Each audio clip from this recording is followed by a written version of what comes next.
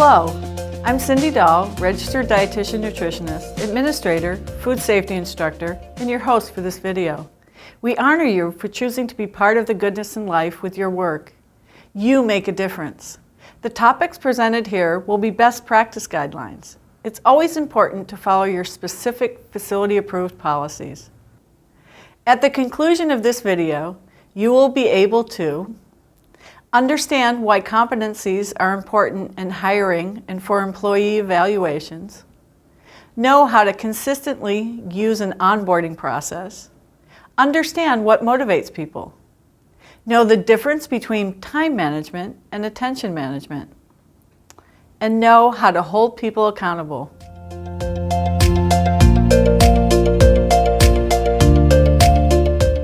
The food service worker's position is extremely important and often very influential because of their impact on the customer experience.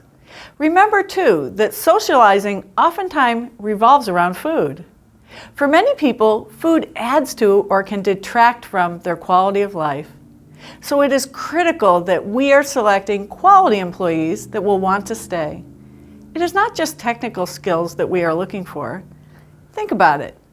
Would you hire someone to work in a daycare center who knows how to warm up a bottle and how to change a diaper, but doesn't like children? We can teach the skills necessary to perform in a food service job. We need to find potential employees with enthusiasm and a sense of responsibility. Let's keep them motivated to continue to perform at a high level and reward them for caring. It has been shown repeatedly that employees work better if they're happy and engaged.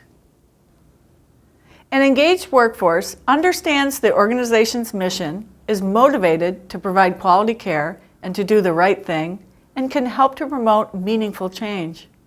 The number one reason that employees in all disciplines give for leaving their job is a bad boss or immediate supervisor.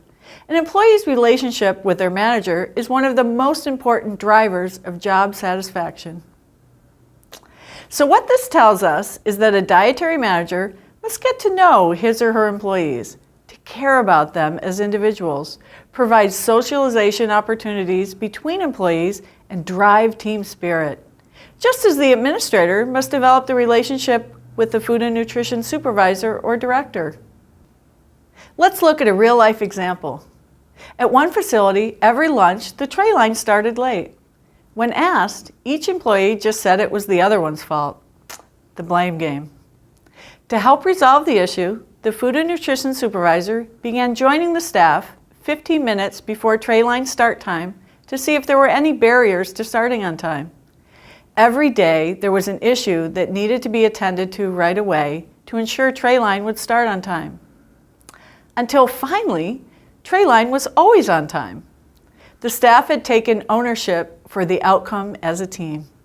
The supervisor did not sit in his office doing paperwork, but rather took an active role in ensuring the team's success.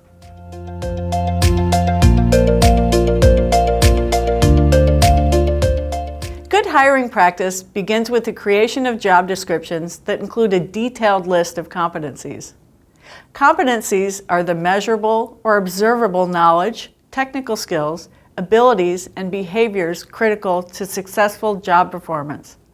Having competencies written down will allow the hiring manager to assess a candidate's qualifications for the position and also allow for fair comparison between candidates. They must be measurable so that training and education can be used to improve an employee's skills. Hiring competencies in food service should allow for an individual to be trained into a specific role. For instance, one competency might be the ability to read, write, and understand the spreadsheet and diet card. Another might be the ability to write numbers clearly. Another might be the ability to stand and walk for extended periods of time on a hard surface, or the ability to interpret a recipe. Be sure to consult with your Human Resources Department for help with writing competencies. And the competencies you define for your employees should align with the type of residents the facility is taking care of daily. For example, if a high number of residents have diabetes, the food and nutrition staff should be knowledgeable in the diabetic diet. If there are a high number of residents with congestive heart failure, the staff should know and be knowledgeable in the 2-gram sodium diet. Each year, the Food and Nutrition Supervisor is required to document the employee demonstrating competencies in the skills and knowledge of food safety and regulations. Competency can only be determined by the supervisor seeing the person demonstrate the action correctly. Visit the CAF website for sample competency checklists.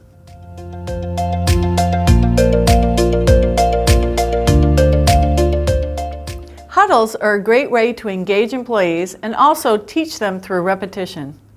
Before beginning the day's work, before tray line, or whenever it seems appropriate, gather employees together to review top priorities, checklists, and key sanitation and safety points. Having a huddle before tray line to make sure temps are taken, equipment is clean, and all menu items are there may take 10 minutes, but will save time during and after tray line by reducing the time needed to correct mistakes, sending double trays, and late trays. Huddles should happen at the same time and place every day. Employees should be standing, not sitting or leaning against equipment. Out of respect for the participants, nobody, including the huddle leader, should be late for the huddle. Never allow a huddle to turn into a meeting. They should be 5 to 10 minutes maximum. If questions or comments come up outside of the focus of the huddle, table them to be discussed later at a monthly employee meeting. The huddle leader can be a different person each time, which promotes team spirit. Visit the CAF website for a sample huddle checklist.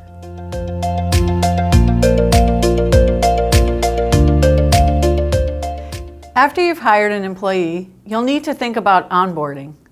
Onboarding is the process of integrating a new employee within the facility and its culture. A well-planned onboarding process allows new employees to acquire the necessary knowledge, skills, and behaviors to become effective organizational members. It should not be haphazard, but rather planned out with care. An onboarding checklist can be very helpful in making sure that all planned activities have been done, and also as a reference for employee reviews. Visit the CAF website for a sample onboarding checklist. Topics that have been covered in the onboarding process, but not mastered, can be put into an employee plan for improved performance. Some onboarding activities, such as viewing videos 1 through 6 of this series, can be repeated annually or as necessary to ensure employee understanding. Onboarding should also include meeting as a group or individually with staff members outside of the food service department, so a new employee understands how his or her role impacts other activities within the facility. Providing clear expectations with structured onboarding allows the employee to achieve maximum success. A mere 2 days of on-the-job training does not make for a successful or happy employee.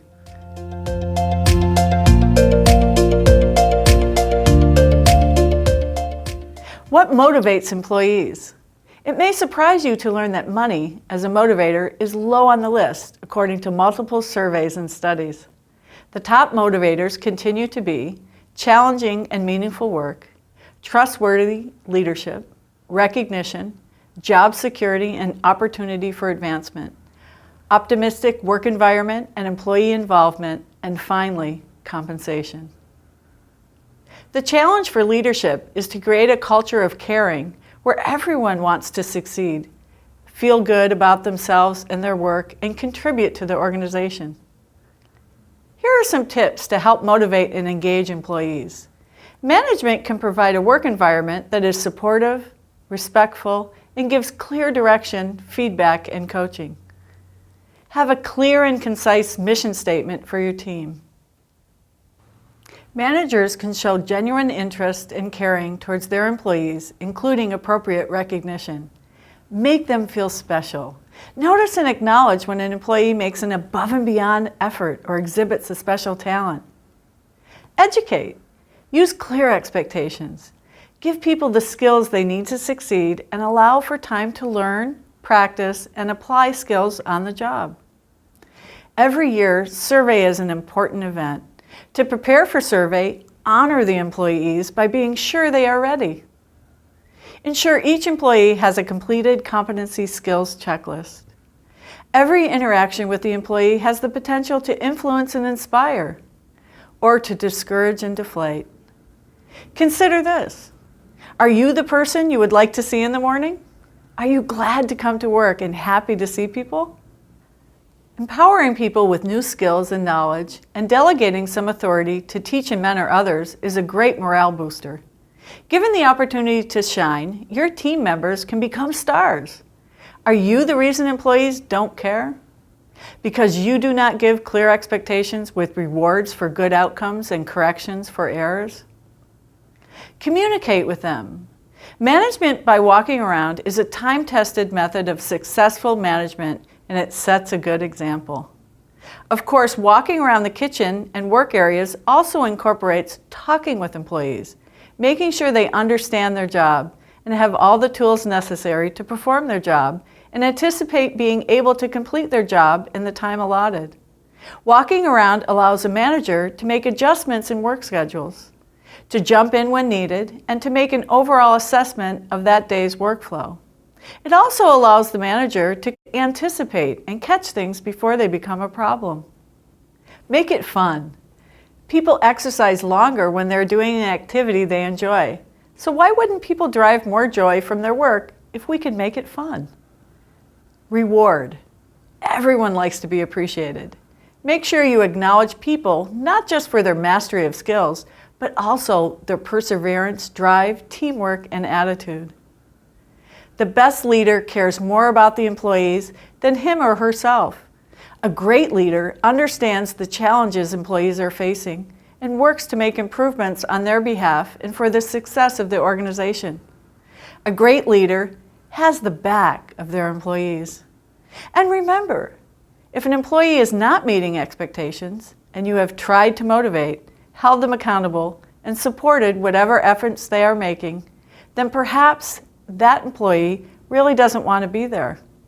Maybe their job is not a good fit, and by pointing out the deficiencies in their work, you are helping the individual to move on to another job that will suit them better. Sometimes being let go or fired is a good thing. And remember, if your employees do leave, take the important final step of doing an exit interview. For what you may see as a successful hiring, onboarding, and training process may not be viewed that way by the employees on their way out. Their comments can provide valuable insights into how to improve the job descriptions and work environment, and as a result, lead to hiring great employees who will want to stay.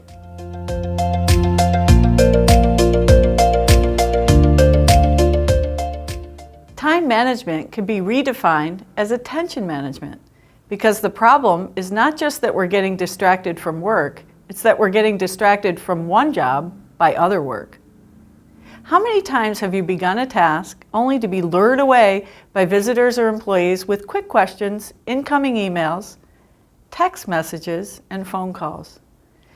With a new interruption every few minutes, it can feel like there is no time to organize it at all. Instead of immediately fielding all of your employees' quick questions, this could be a great time to encourage problem solving. Ask the employee what they think the solution is, and expect them to have a solution ready along with the problem they are bringing to you. Attention management is the ability to control distractions and focus on a single task for higher quality results. While it may seem that multitasking helps us get more done, the research shows otherwise. To limit distractions, set up your office or work environment to be able to focus on a single task. Practice routine. Find your sweet spot for productivity. Some people are more productive in the morning, others in the afternoon. Schedule the hardest tasks at your height of productivity. Set daily, weekly, monthly, and annual goals. Make sure the steps you are taking are done to meet the goals. If they aren't, then why are you doing it? A big trap in time management is magical thinking about how long tasks will take. A good rule of thumb is to estimate, then double that amount. The most important task that effective supervisors do first thing in the morning, again, first, not second, is a walkthrough inspection. Visit the CAF website for a sample daily supervisor inspection checklist. Of course, the tool is not effective without the items being corrected that day. The form should be changed and individualized to the specific issues in the kitchen. Keep notes on past events so you can refer to them for next time. For example, notes on how you planned for the holiday party, how many attended, how long each task took to perform, how many people, who assisted, and what their roles were. Check voicemail at the start of your day and at the end of your day, not throughout the day. Focus on reading emails and responding to them in brief, succinct, but complete replies. Studies have shown that multitasking is counterproductive. By focusing on one thing and doing it well, you accomplish more. Say to yourself throughout the day, what is the best use of my time right now? Is it the paperwork? Or is it being on the kitchen floor? Or supervising the dining room? How will your choice affect your work later? And remember to delegate. This is a practice that many managers, especially new managers, neglect to do. You can delegate anything. Training your staff to take on additional responsibilities will not only increase their value and their self-confidence, but it will free you up to do more tasks. It's a win-win. One final thought. Stop complaining. Complaining takes up valuable time.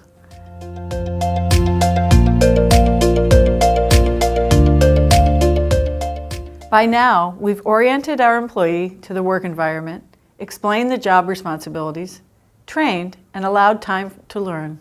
A very important follow-up step is to hold employees accountable. One way to do this is by creating and posting checklists of daily job responsibilities that serve to remind employees of the job expectations and help the manager to keep track of which employees are performing well and which aren't. Keep records and refer to them regularly. Let employees know and understand that you are keeping track of their performance.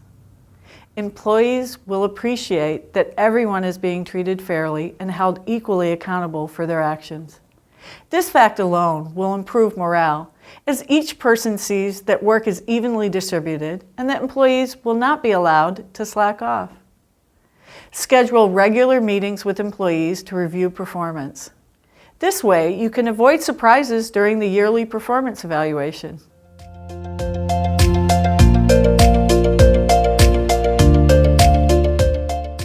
Let's review. What can be done to attract and keep good employees? Look for enthusiasm and sense of responsibility. Have a plan for teaching the job skills. And get to know and care about employees. Creating competencies are an important first step in the hiring process. Should allow for individuals to be trained into a role and be measurable. They should be part of the job description. Huddles are an excellent way to engage employees, save time, and reduce confusion. Onboarding is a critical step in integrating an employee into the organization. It prepares the employee for success. Some motivation tips include creating a clear mission statement, making employees feel special, acknowledging employee efforts and achievements, making the work fun, educating, setting clear expectations, and using interaction to inspire. Time management is really attention management, and multitasking is inefficient. In order to get a lot done, practice routine, set goals, and control distractions. Holding employees accountable is a way to let employees know where improvement is needed. Employees appreciate being treated fairly and is a way to improve morale. The author, Mark Allen, said it best when he wrote, "Treat employees like valuable assets to the company, and they will become valuable assets."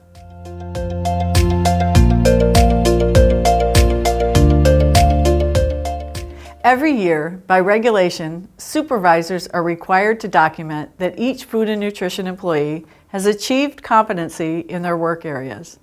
This includes both technical skills and knowledge of current regulations. Supervisors will be asking employees to demonstrate correct and consistent performance of the skills and knowledge for their job. We hope this video was helpful. Thank you for watching, and thank you for being part of the goodness.